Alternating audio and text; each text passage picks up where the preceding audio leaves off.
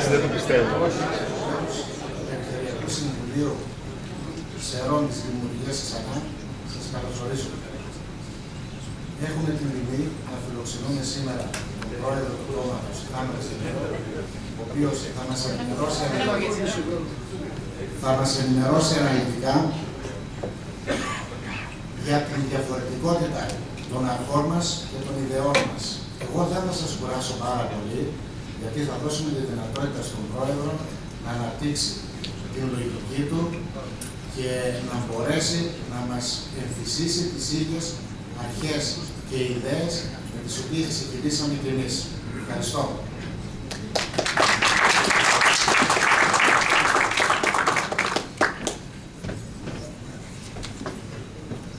Αγαπητοί φίλοι,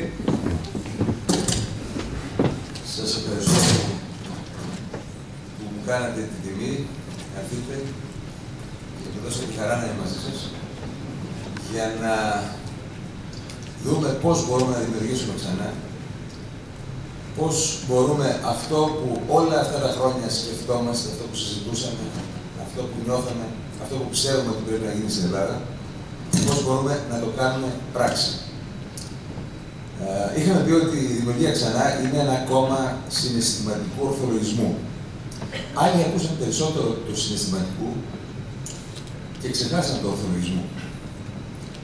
Σας το λέω γιατί και τα δύο χρειάζονται για να πετύχεις κάτι. Αλλήμον αν είσαι μόνο ορθολογιστής και δεν αντιλαμβάνεσαι τα συναισθήματα των ανθρώπων, γιατί δεν θα τους κερδίσεις. Και για να πετύχεις κάτι πρέπει να κερδίσεις τους ανθρώπους για να είναι μαζί σου, για να παλέψουν για το ίδιο σκοπό. Αλλά αλλήμον αν μείνει μόνο το συναίσθημα και ξεχάσουμε την τεχνική για να φτιάξουμε κάτι.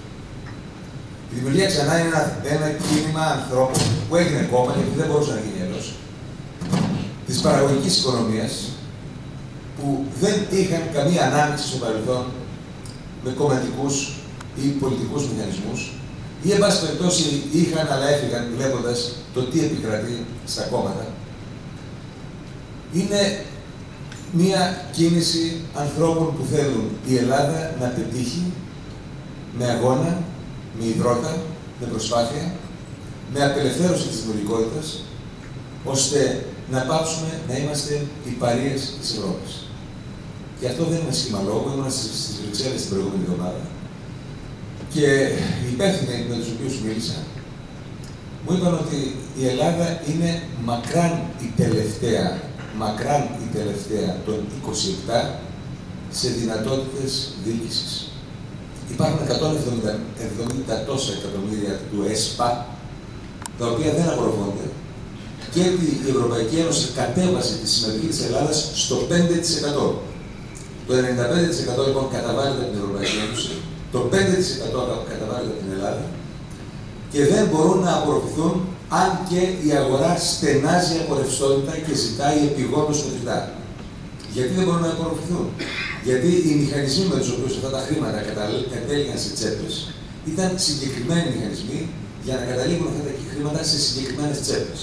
Και τώρα που άλλαξε η συνθήκη και είναι δύσκολο να επικρατήσει το παλιό, η παλιά διαδρομή του χρήματος, το ελληνικό κράτος αδυνατεί να απορροφήσει έτοιμα 170 εκατομμύρια ευρώ για να το δώσει στην αγορά. Φαντάζεστε. Η κατάσταση είναι πάρα πολύ δύσκολη και δεν ξέρω εάν το συνειδητοποιούμε. Η Ελλάδα με την Ευρώπη, ή μάλλον η Ελλάδα με την υπόλοιπη Ευρώπη, βρίσκονται σε μία σχέση. Σχέση τι θα πει? Εμπιστοσύνη και από τη μια και από την άλλη πλευρά. Δεν μπορεί να υπάρξει σχέση αν δεν υπάρξει εμπιστοσύνη. Όταν λοιπόν η Ελλάδα υπογράφει κάτι, η Ευρώπη περιμένει αυτό να τηρείται. Εάν κάτι σε αυτά που υπογράφησαν χρειάζεται αλλαγή, μπορεί να το συζητήσουμε για να αλλάξει. Αλλά τα άλλα που δεν χρειάζονται αλλαγή, γιατί δεν τηρούνται?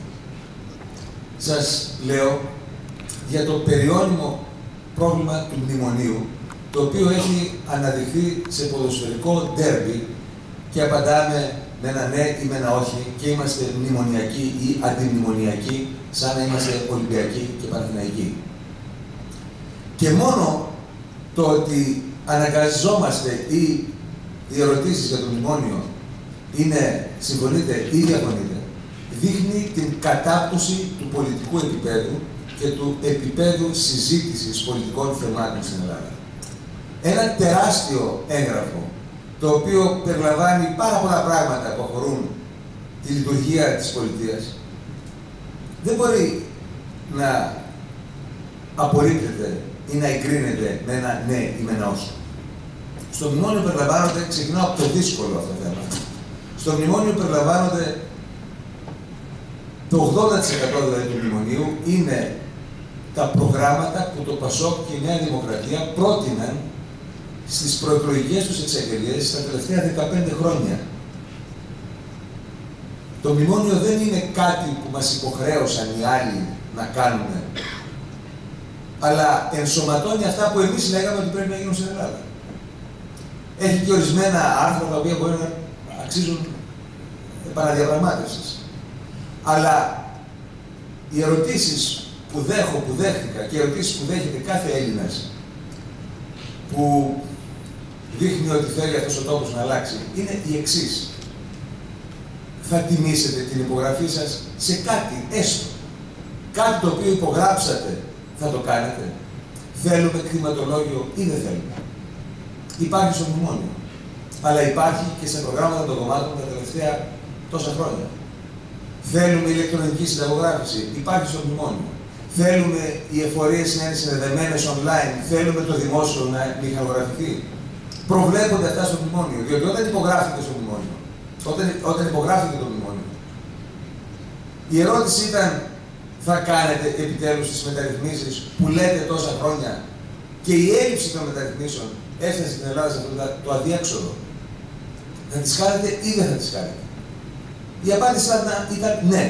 Αλλά καμία μεταρρύθμιση δεν έγινε. Γιατί δεν έγινε? Διότι η κατάσταση που υπάρχει συντηρεί τη γραφειοκρατία, συντηρεί τη διαφθορά και συντηρεί τα έσοδα των κομματικών στρατών. Οι αλλαγές δεν έγιναν στην Ελλάδα όχι γιατί δεν ξέρουμε να τις κάνουμε ή γιατί δεν υπάρχουν άνθρωποι να τις δρομολογήσουν, αλλά επειδή η διαφθορά είναι ένας συγκεκριμένος μηχανισμός. Είναι μια βιομηχανία η οποία έχει πάρα πολλά κέρδη κάθε χρόνο που καταλήγουν στις γνωστές τσέπες των συμμετέρων. Και η συνέτερη στη διαφθορά είναι οι κομματικοί εγκάθετοι, είναι οι συνδικαλιστές και είναι και οι κρατικοδίαιτοι επιχειρηματίες. Αποκλείεται αυτός ο συνδυασμός, αποκλείεται αυτή η εταιρεία παρασιτοκρατίας να πει κάποια στιγμή εγώ τώρα σταματάω και γίνομαι ηθική. Δεν έχει γίνει ποτέ αυτό. Και δεν έγινε ούτε και στην προηγούμενη κυβέρνηση, την κυβέρνηση Παπαδήμου, όταν το ΠΑΣΟΚ και η Νέα Δημοκρατία είχαν 250 βουλευτές και θα μπορούσαν κάλλιστα να προωθήσουν μεταρρυθμίσεις. Αντιστάθηκαν σε αυτές. Θυμάστε η κυβέρνηση συνεργασίας που ήταν κυβέρνηση αλληλοοικονόμησης, ο ένας υπουργός να υπονομεύει το έργο του άλλου, ο ένας να αναιρεί το νομοσχέδιο του άλλου, ο ένας να ακυρώνει την υπογραφή του άλλου, για να διατηρηθεί η σύντηση των κομματικών στρατών.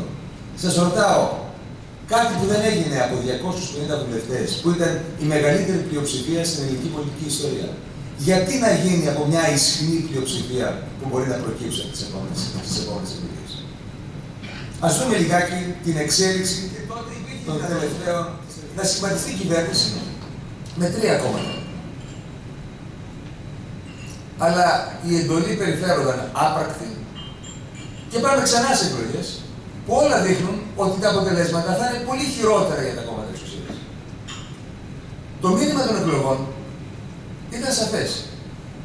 Κανένα κόμμα πια δεν μπορεί να ονειρεύεται την αυτοδυναμία της παλιάς εποχής. Θα πρέπει να βρουν έναν τρόπο να συνεργαστούν. Και εδώ προκύπτει ένα άλλο μεγάλο πρόβλημα της ελληνικής κοινωνίας. Τι θα πει συνεργάζομαι? Μέχρι τώρα νομίζαμε ότι η συνεργασία σημαίνει ταύτιστη. Συμφωνούμε 100% συνεργάζομαι. Συμφωνούμε 80% διαφωνώ, φεύγω. Και μπορεί να σε καταγγείλω, ας πούμε, και ως προδότη, ή ως αντίπαλο, ή ως εθνικό ομοιοδότη. Σκεφτείτε όλες οι ελληνικές τραγωδίες κάπως έτσι ξεκίνησαν. Η κατάσταση που βιώνουμε τώρα είναι αντίστοιχη του 1920, όταν ο ελληνικός στρατός ήταν στην Υγρασία, όταν οι σύμμαχοι μας λέγαν συνεχίστε, μην κάνετε εκλογές, μην φέρετε τον βασιλιά τότε.